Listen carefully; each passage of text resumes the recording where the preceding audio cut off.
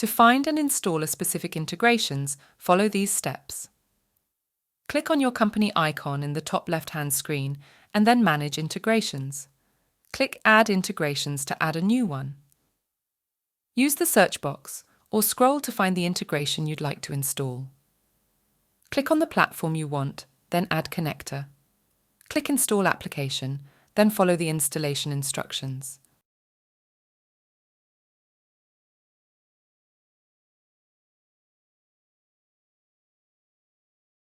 Once you've added your connector, you'll see it appear in the tab.